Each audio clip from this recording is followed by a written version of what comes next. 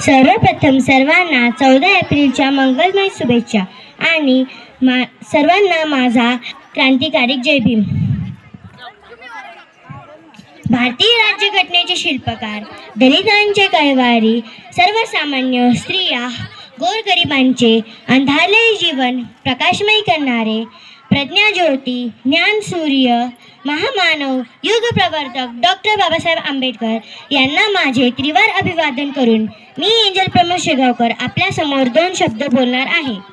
अन्यायाविरुद्ध लढावं कसं, अन्यायाविरुद्ध लढावं कसं आणि त्या संघर्षातून घडावं कसं, आणि त्या संघर्षातून घडावं कसं, वादळासमोर उभं राहावं कसं, वादळासमोर उभं राहावं कसं, त्याचे प्रत्यक्ष दर्शन संपूर्ण जगाला आपल्यालाच नव्हे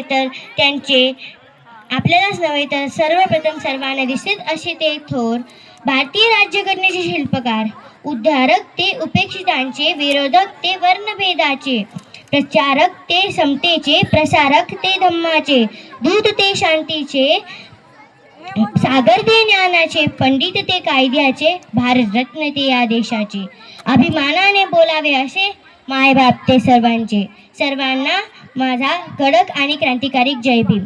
एकदा जयघोष माझ्या बाबांचा, भारतरत्न डॉक्टर बाबासाहेब आंबेडकरांचा विजय असो. भारतरत्न डॉक्टर बाबासाहेब आंबेडकरांचा विजय असो. थँक्यू.